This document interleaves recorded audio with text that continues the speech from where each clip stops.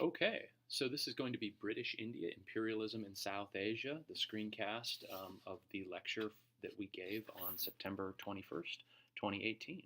So, what were the British doing in India and how did that process evolve and change over time? The first task I'm going to have you do in this presentation, or I had people do in the lecture, was to watch this brief clip and write down two observations in your notes about the British presence in India. What are you seeing here? What stands out to you? That's your first task.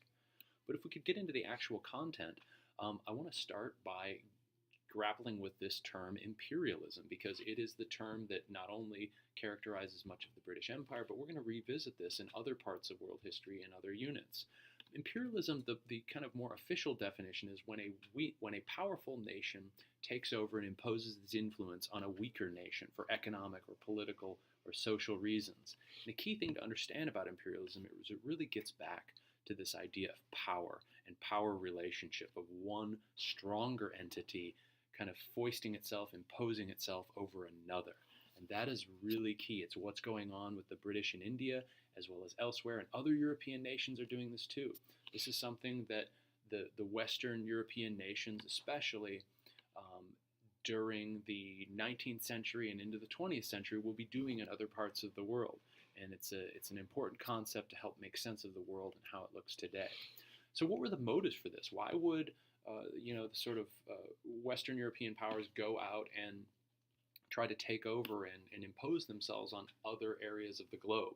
Well, for one, it's the story of raw materials. There's always been a natural draw throughout human history for one group one stronger group to kind of take what it can from weaker groups, and that is no different when it comes to imperialism. The idea that there are other resources and goods that can be gathered from throughout the world, stronger nations will see that as an opportunity to take those. There's also the question of establishing industries. There are a variety of new industries that happen in the 1800s, the 19th century, that European nations were hoping to expand to other parts of the world, not only to produce goods, but also the chance to get free and cheap labor to expand and grow those industries. There's the draw of a cheap labor force. If you can get people to work for your agriculture and manufacturing in the colonies throughout the world, that's less that you have to worry about in the mother country. The opportunity for naval ports. If you're going to send a navy throughout the globe to maintain this big empire, as we've explored in the case of the British, you're going to need ports for your ships to go out and project power. Colonies are also a place for a surplus population. I think this is really interesting to think about.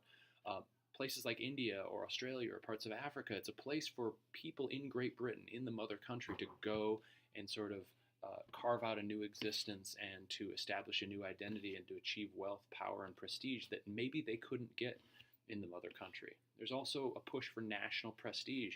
Other European nations are engaging in this project of imperialism and building an empire and conquering and subduing other people. So it's not just Britain, but France and Germany and Italy and others, Portugal, are going to be engaged in this project. And then there's this issue of what's called the white man's burden. This is actually named after a poem from the late 19th century by a guy named Rudyard Kipling, and it talks about how Western Europeans or white Europeans often saw themselves in this context of they assumed a position of superiority both in civilization and religion, and they would often tell themselves this story that they're not going out and conquering and subduing and oppressing, but they're in fact bringing others up to their level. It's a very arrogant and very racialized view of the world.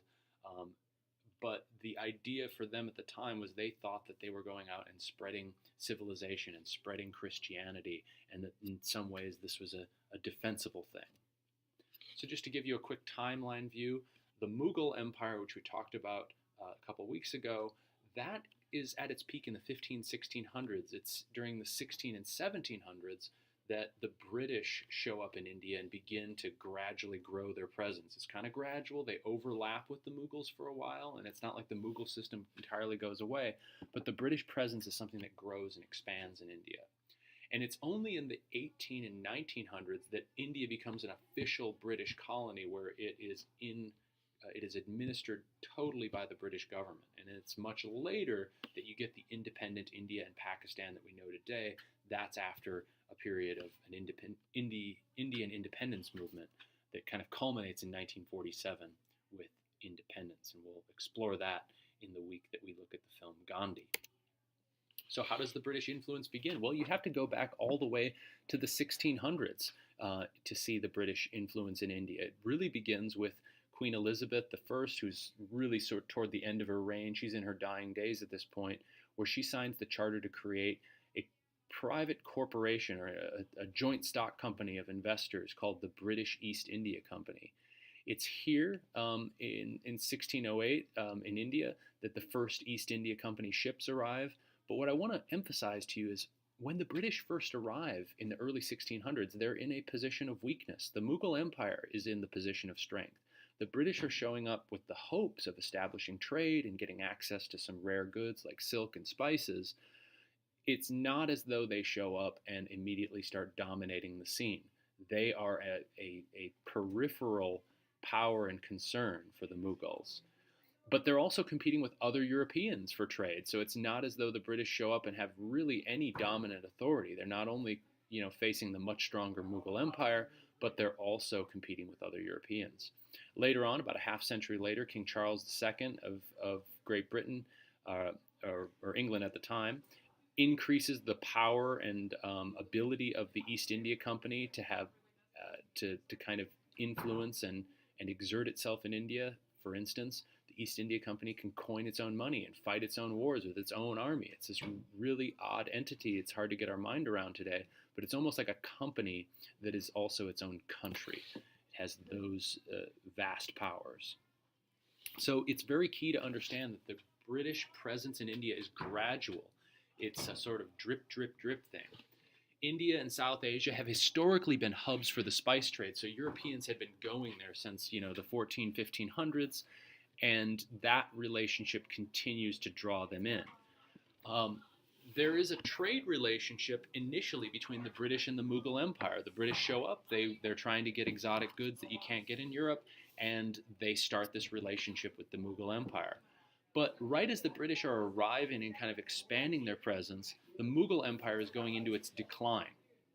And that's going to be really good for the British because they're going to be able to take advantage of those divisions and fragmentations within the Mughal Empire. The entity which they're doing this with is through the East India Company that was created and that we talked about in the previous slide. And the East India Company is trying to set up trade. And it reaches out to a group within Indian society known as zamindars. These are the wealthy, noble Indian landowners who existed within the Mughal Empire, who continue to exist. They will set up this relationship with the zamindars, the East India Company will, where they will provide the zamindars with goods and access to markets, and in some cases security, and in return the zamindars will pay them taxes, the East India Company, and the zamindars will continue to rule their peasant population as they had for centuries. Most Indian peasants will probably not interact with the British. It's an indirect relationship. And this is kind of what it looks like. The East India Company is kind of operating at the top, at least initially, where they're collecting fixed tax revenue and fees from the zamindars, and they think, at least on paper, the British East India Company thinks that this will create a virtuous cycle where the zamindars will get access to goods and markets, and they'll pay this revenue to them, almost like an equal relationship. And the East India Company will tell itself, well, then the zamindars will have an incentive to improve land for their peasants and boost their productivity. The zamindars don't really do that in a sense. They continue to collect their rents from their peasants, but they fail to reinvest the revenue. And so you get this chain reaction, really, where most poor Indian peasants who are tenant farmers, which means they rent the land, they don't own the land, they have to take on debts to pay their rents, and no matter what. And as a result, there will be these mass famines and inequalities going on in India at the time. So, we see here the British influence in India is gradual. The East India Company it initially starts off with a lot of control, but then the British government sort of intervenes. You don't need to know these dates, essentially, but over the course of the 17 and 1800s, the East India Company is going to gradually lose control of the countryside. This really spills over in 1857 with something called the Sepoy Rebellion or Sepoy Mutiny or First Indian War of Independence. Let's get straight on some terminology here. An Indian sepoy is an Indian who is employed as a soldier in the British military. One of the things we have to know is that not that many British people are going to go to India by comparison. India is going to be a country of about 300 million people, and at its peak, maybe only 100,000 or so British will be there. So in order to provide security and stability to the countryside, Indians have to cooperate with the British. And one of the biggest examples of this cooperation is through what is known as a sepoy, an Indian who serves in the British military. Some of the causes of these grievances or things that make the sepoys angry is that they've been mistreated by the British. And in 1857, they're issued new rifled muskets. But one of the things you have to know about the rifled musket, and I'll just show you a picture here, is that this is around the time of the U.S. Civil War, where you still had kind of musket technology, but you were getting a new type of projectile bullet that was more accurate. And what made this musket a little bit more efficient is that you could load it with a somewhat self-contained paper cartridge. But in order to put the powder in and the musket ball, you had to bite off the top of this paper cartridge you see here. And the Indian sepoys had one that was laced with pork fat as a way of sealing the paper cartridge. And this was offensive to both Muslims and Hindus serving as sepoys, that they would see it as a violation of their cultural or religious norms, and they chose this as an act to revolt over. And this is what is called the Sepoy Mutiny or Rebellion. It's a very traumatic, violent episode in Indian history. It was put down by the British eventually, but the Crown chose this as an opportunity. The British Crown chose this as an opportunity to wrestle power back away from the East India Company. It kind of demonstrated you couldn't run India through the private entity that was the British East India Company, that you needed direct rule from the government. And this began a period of rule known as the British Raj, or the British rule of India. That's when the government directly takes over. No longer is the East India Company in charge. So let's just briefly talk about this. This is kind of looking at British impact in India, both its potential positive or negative impacts. And I think it's really hard to say in retrospect that imperialism had positive impacts. In many cases, it's doing kind of cruel or oppressive things, or it's setting in motion cruel and oppressive things. But what a British administrator might say at the time is they might say that they were having a potential impact and that they were expanding the infrastructure. They were making new transportation systems like railroads and laying telegraph wire for communication. They would say, well, we're setting up a legal code and we're unifying India, even though the Mughals had unified it before. We're creating a politically orderly society. We have our monarch at the head of it, and that kind of legitimates it. And we set up an educational system which teaches English. So they would point to all of these as like a justification to what they're doing. The negative impacts, I think we can kind of see, and we have seen already in some of our previous lessons. These English-based schools that the British create, in many cases, are extremely racist and arrogant, and they're filled with the sense of cultural superiority or presumption of superiority. They treat Native Indians like children, and they won't have a lot of regard for Indian culture. The British also will think that they're in charge of the Indians for their betterment. This is that idea of the white man's burden coming back, that this would have been very common amongst imperialistic countries, that they're there to govern, to improve, for betterment. That would have been their defense, that they would say. And then there's also the negative impact that Indians had to live with the fact that many of them didn't have a big say on how their country is run. And there was an outside alien power controlling events, and that would have been very traumatic and difficult for them to deal with. And remember, this is a vast project. India is one part of it, but remember, the sun never set on the British Empire. So they were engaged in a much broader, longer game of maintaining an empire and doing things that they felt were necessary to keep that process going. So I would ask you to take a look at these two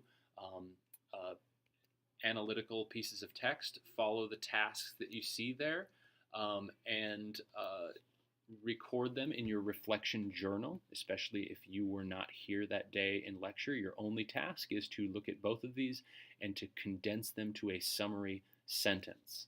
And that is where we will stop. Make sure you watch the film clip and make sure you do the text analysis. And that is going to be the British in India.